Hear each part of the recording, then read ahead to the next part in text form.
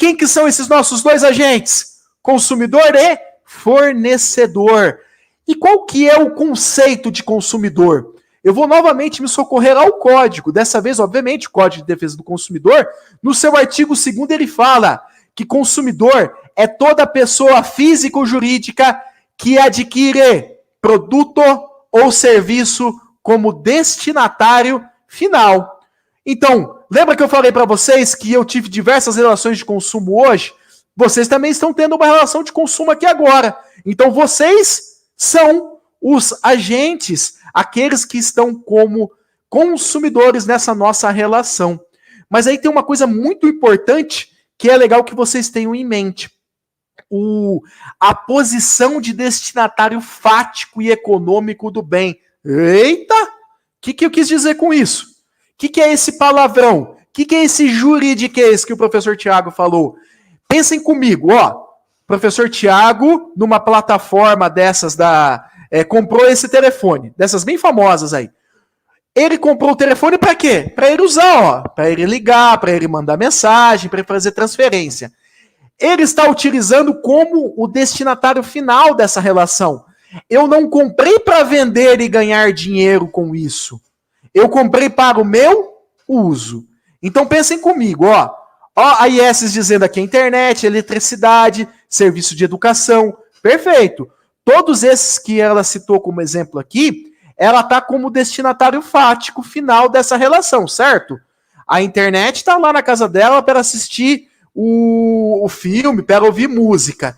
A eletricidade, ó, para ela ligar, para ela enxergar, para ela viver dentro da casa. E o serviço de educação, óbvio, para ela se desenvolver, para ela crescer ainda mais. Vejam bem, entender essa relação como destinatário fático? Isso é muito importante quando a gente fala da pessoa jurídica, hein? Mas vamos dar continuidade aqui como consumidor. Agora vamos falar do nosso fornecedor.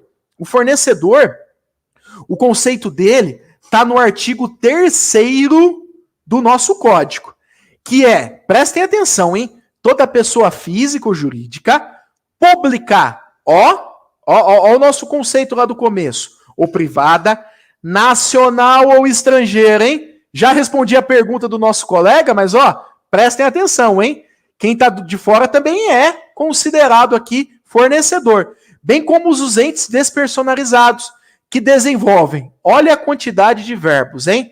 Produção, criação, montagem, construção, transformação, importação, exportação, distribuição, comercialização de produtos ou prestação de serviços. Vocês conseguem visualizar a quantidade de possibilidades que nós criamos com esse artigo 3º?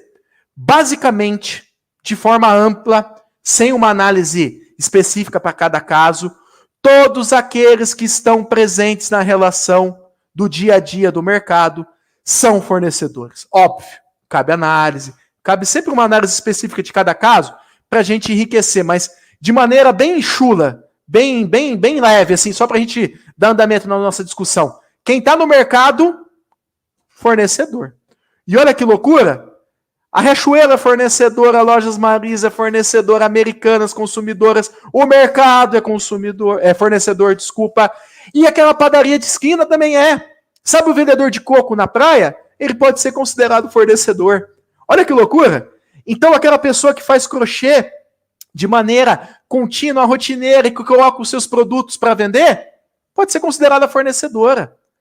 Legal, não é? É interessantíssimo. Olha como o universo se abre. Olha como as coisas ficam muito maiores quando a gente começa a entender os conceitos. E dando continuidade aqui, a gente vai entender uma coisa interessante, hein? E o que é produto? E o que é serviço na acepção jurídica da palavra dentro da égide da relação de consumo? Quando a gente fala produto, o artigo 3º ele diz o seguinte: produto é qualquer bem, móvel, imóvel, material ou imaterial. Bom, bem móvel é o carro do Thiago lá, beleza? Bem material é aquilo que o Thiago consegue colocar a mão. Então o meu celular é um bem móvel e material. O meu carro é um bem móvel e material. Agora pensem comigo, Quando vocês adquirem um serviço bancário, que vocês fazem uma transação eletrônica via Pix, vocês estão recebendo o quê? Uma prestação de serviço, olha lá, prestem atenção, fornecida por um fornecedor. Veja que daí a gente vai entrar no conceito seguinte, que é serviço é qualquer atividade fornecida no mercado de consumo, mediante remuneração, inclusive aquela de natureza bancária, financeira, de crédito, securitária, salvo as decorrentes de relação de caráter trabalhista.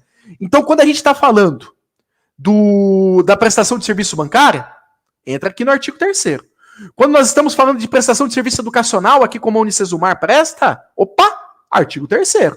Vejam bem, tudo que a gente der de exemplo, a gente vai conseguir colocar dentro desses serviços. E dessa forma, a gente consegue visualizar que ou é produto ou é serviço. Ou às vezes é um produto com uma prestação de serviço acumulada. Veja aquela empresa que vende um produto e faz a instalação. Então ele te vende o produto, é um serviço. A Agra está perguntando aqui, bem imóvel imaterial? Aí eu não visualizo. Eu visualizo o bem imóvel imaterial. Olha a prestação de serviço da Spotify, por exemplo. Nós temos um bem imaterial que nós podemos visualizar. Um jogo eletrônico seria um produto imaterial? Perfeito, ó. A Agatha perguntou em cima e o Diogo respondeu embaixo, hein? Um acabou respondendo o outro de maneira perfeita. Isso mesmo! Aquele joguinho eletrônico que a gente baixa lá na plataforma, um bem imaterial, porque ele não é tangível, ó. A gente não pega ele na mão. Tranquilos? Conseguimos visualizar essa questão do bem, do consumidor. Depois nós temos o fornecedor. Depois nós temos o produto e o serviço. Esses 4 conceitos são importantíssimos para que nós possamos compreender essa relação de consumo a fundo, tá? O restante, óbvio, são conceitos mais complexos que daí nós vamos compreendendo de acordo com a necessidade e a demanda. Agora, esses 4 conceitos têm que estar muito claro.